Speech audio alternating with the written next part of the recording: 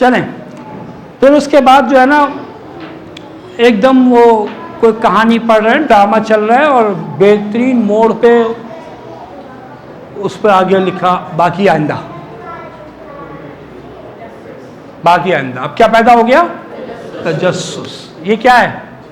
ये भी जज्बा है। अब बच्चा बड़ा हो गया है, बालिग हो गया है, अब एक दिन अपनी माँ से कहता है कि आप इतनी शादियों में जाती हैं, दावतों में जाती हैं, आपको कोई लड़की नजर नहीं आती? शादी, अब उसको शादी की जरूरत महसूस हो रही है, तो अब कौन सा जज्बा जो है वो एक्टिवेट हुआ है? उसकी जिनसी ख्वाहिश। ये खैर और भी जज्बे हैं, लेकिन यहाँ पे हम ज़्यादातर इसके ऊपर डिस्कस करेंगे। बहुत अहम है, गम भी है, खौफ भी है, और नफ़रत, खुशी, ये सारे जज्बे हैं। ये जज्बे हैं सारे, और जितने भी जज्बे हैं सब फितरत में मौजूद है। आपके अंदर, मेरे अंदर, सबके अंदर सारे जज्बे मौजूद हैं। कुछ अमल हैं जो फितरी हैं। एक तो रोना आ गया, और जैसे बताइए कौन कौन से अमल आपके फितरी हैं? हंसना भी फितरी है, और गुस्सा तो जज्बा है?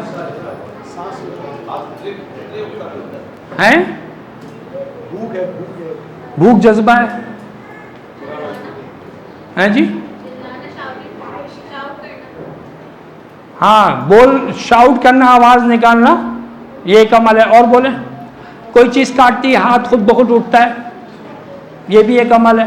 तो कुछ अमल जो है, सारे अमल फितरी नहीं है, वो बाद में सीखे जाते हैं, ठीक है? कुछ अमल जो है ना सिखाए बगैर ही उसके अंदर मौजूद है। जैसे हम खड़े नहीं हो सकते, फितरी नहीं है, खुद ब खुद खड़े नहीं होते। जानवर का बच्चा थोड़ी देर में, बकरी का बच्चा जो है ना वो खड़ा हो जाता है, और भी सब खड़े हो जाते हैं, क्योंकि फितरत में उसमें है। हमारी फितरत में मौजूद है खड़ा होना, लेकिन हम फितरी तौर पे खुद से खड़े नहीं होते। बात क्लियर हो रही है? हाँ, इल्म कौन सा मौजूद है आप फितरी तौर पे? यह बहुत इंपॉर्टेंट बात है। वो वाली आयत, अलस्तु बिरब्बिकुम वाली आयत निकाले, ऐद अलस्त वाली। अब ये इसको थोड़ा आपको जो है ना वो रिवीजन करना पड़ेगा, इधर तो कोई मतलब इधर से मैं चला लूँ। हाँ जी, ऐद अलस्त,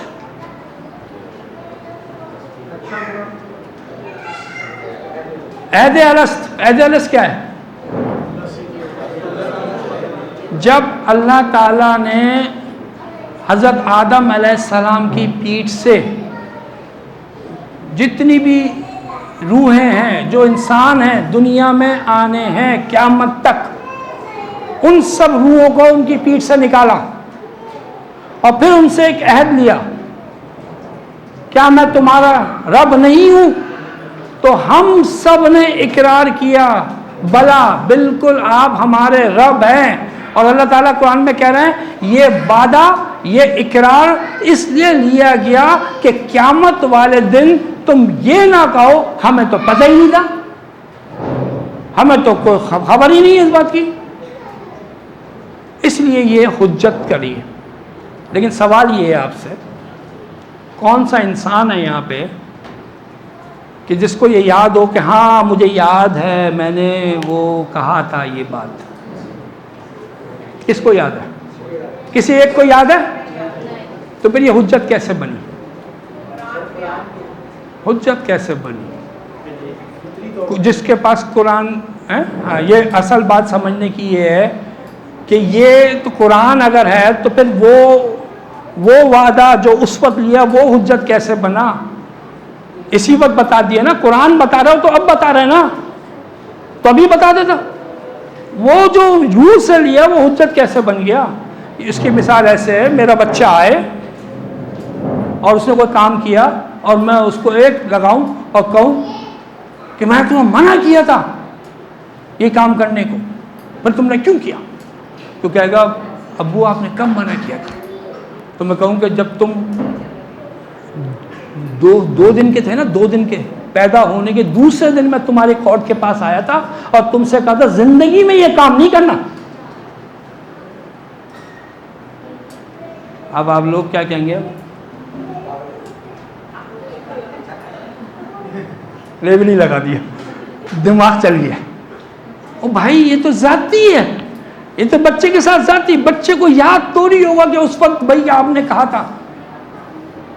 हालांकि आपको कितनी याद दिलाती हैं आपकी अम्मा अब्बा जो है और दादा दादी, तुमने मेरा ये नुकसान करा, तुमने ये शरारतें करी, तुमने ये करा। मेरी दादी कहती थी तुमने मेरा फलाना डिनर सेट तोड़ दिया। वो उस ज़माने में वॉकर जो है ना लोहे की आती थी, आजकल तो प्लास्टिक की आती। और वो जो चलाता हुआ जाता वो कहती हाय हाय मेरा डिनर सेट गया, शोकेस में जाके टकराया, डिनर सेट टूट गया। अब मुझे याद नहीं है, अब मजबूरी में डिनर सेट ला के देना पड़ेगा। तो बात यह है कि हमने बहुत सारे काम किए हैं लेकिन हमें याद नहीं है, लेकिन वो काम तो किए हुए ना, वो बातें तो सुनी हुई ना। तो इसी तरीके से ये वादा तो किया हुआ है लेकिन ये तो हमें याद नहीं है, और अल्लाह ताला जालिम नहीं है, तो फिर ये हुज्जत कैसे बन गया? इसका जो जवाब देगा 2 चॉकलेट लेगा। हाँ जी, अब मैं थोड़ा सा टाइम दूंगा इसमें। हाँ हाँ, तो क्या होगा? ताता शो में सेफ है तो क्या होगा?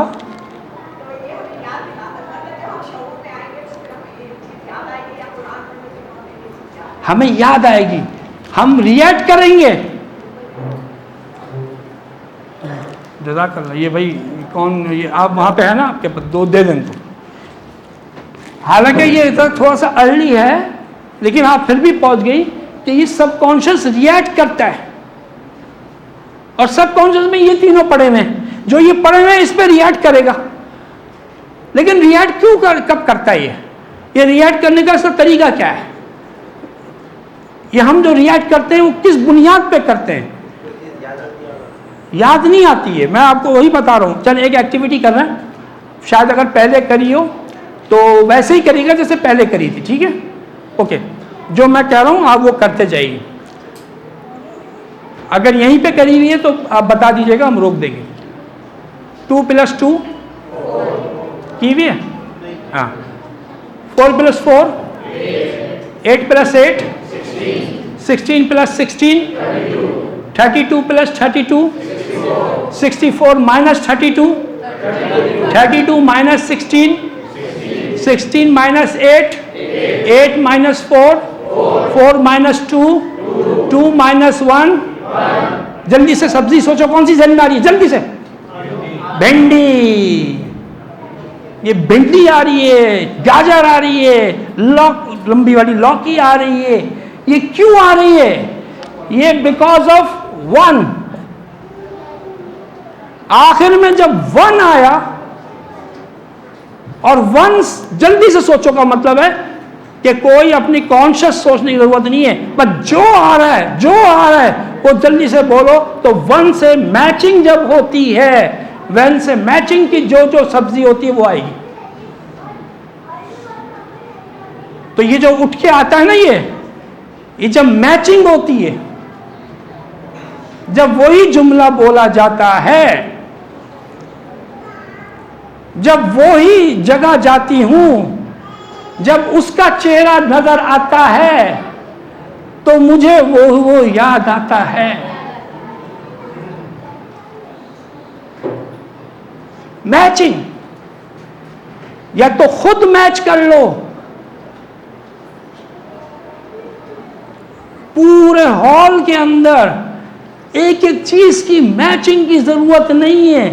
एक कुर्सी भी पूरे हॉल का इवेंट याद दिलाने के लिए काफी है, क्योंकि मैच है। यही कलर की कुर्सी जब देखोगे, कहीं और देखोगे, ये हॉल याद आ जाएगा। ये लोगों कहीं भी देखोगे, ये हॉल याद आ जाएगा, यहां की बातें याद आ जाएंगी जो कि वैल्यूएबल होंगी। मेरी बारे में बड़ी बेइज्जती हुई थी, वैल्यूएबल।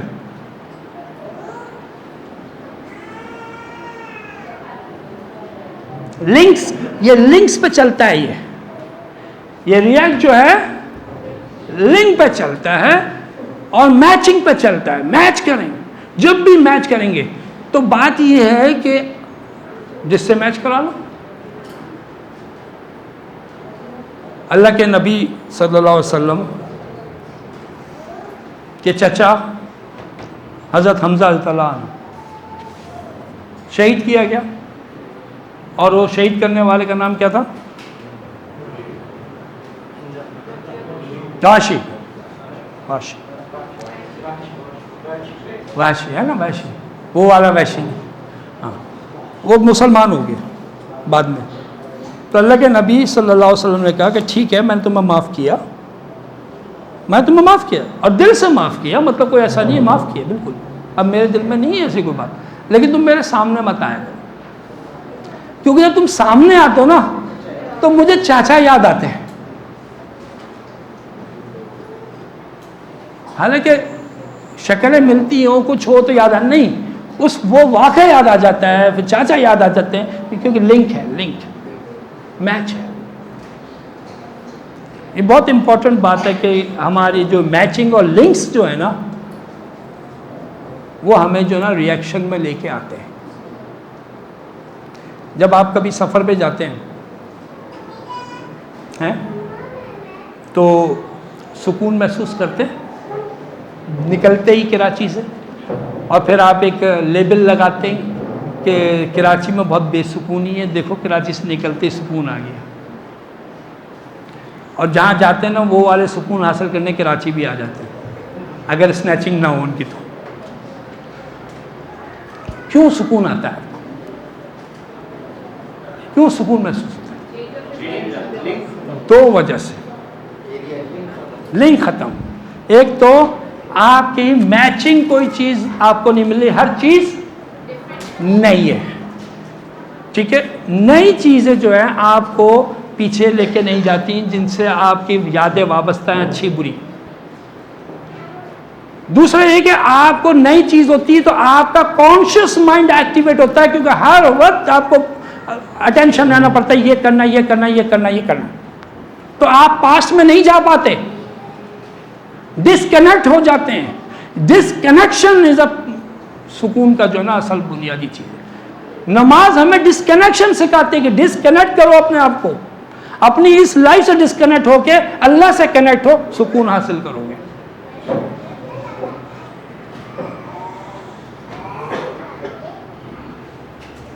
तो हम कहां थे? तो क्या होगा, जब भी कोई ये वादा याद दिलाएगा, वादा याद दिलाएगा तो रिएक्शन होगा अंदर, लेकिन बहुत सारे लोगों के अंदर रिएक्शन नहीं होता। क्यों?